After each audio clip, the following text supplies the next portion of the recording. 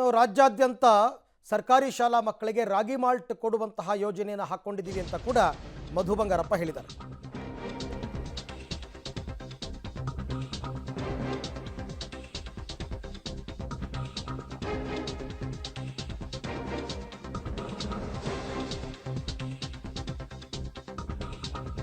ರಾಜ್ಯಾದ್ಯಂತ ಶಾಲಾ ಮಕ್ಕಳಿಗೆ ರಾಗಿ ಮಾಲ್ಟ್ ಸಿಗುತ್ತಂತೆ. ಕ್ಷೀರಭಾಗ್ಯ ಹಾಲಿಗೆ ರಾಗಿ ಮಾಲ್ಟ್ ಹಾಕಿ ಪೂರೈಕೆ ಮಾಡ್ತೀವಿ. ವಾರಕ್ಕೆ 3 ದಿನ ಹಾಲು ಕೊಡ್ತಾ ಇದ್ದೀವಿ, ಅದರ ಜೊತೆಗೆ ರಾಗಿ ಮಾಲ್ಟು ಕೊಡ್ತೀವಿ. ಎಲ್ಲವನ್ನ CFTRIನಲ್ಲಿ ಟೆಸ್ಟ್ ಮಾಡಿಸ್ತಾ ಇದ್ದೀವಿ. ಶೀಘ್ರದಲ್ಲೇ ಯೋಜನೆ ಜಾರಿಗೆ ಬರುತ್ತೆ ಅಂತ ಮಧು ಬಂಗಾರಪ್ಪ ಹೇಳಿದ್ದಾರೆ. ಸರ್ಕಾರಿ ಅನುದಾನಿತ ಶಾಲೆ ಏನುಗಳಿದಾವಲ್ಲ, ಅನುದಾನಿತ ಶಾಲೆ ಅವು ಸರ್ಕಾರದ ಅಂಗ. ನಾವು ಕೊಡದೇ ಇರ್ತಕ್ಕಂಥ ವ್ಯವಸ್ಥೆಗೆ ಪಾಪ ಅವರು ಬಂದು ಮಠ ಮಾನ್ಯರಿರ್ಬೋದು, ಬೇರೆ ಬೇರೆ ವ್ಯವಸ್ಥೆಯವ್ರನ್ನ ಮಾಡಿದ್ದಾರೆ.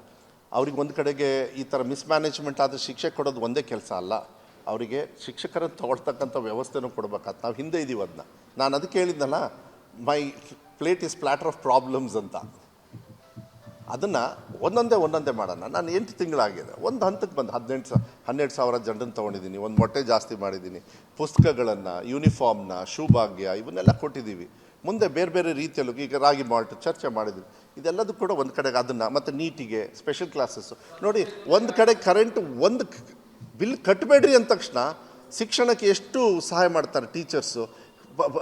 ಮಕ್ಕಳಿಗೆ ಹೇಳ್ಕೊಡೋದಕ್ಕೆ ರೆಡಿ ಇದ್ದಾರೆ. ಸಾಯಂಕಾಲ ಟ್ಯೂಷನ್ ತೊಗೊಳ್ತಾರೆ, ಟೈಮ್ ವೇಸ್ಟ್ ಆಗಿಲ್ಲ. ಇದೆಲ್ಲದೂ ಕೂಡ ಇಂಥ ತೀರ್ಮಾನಗಳನ್ನು ತಗೊಂಡು ಮಾಡ್ತಕ್ಕಂಥದ್ದು ವ್ಯವಸ್ಥೆ.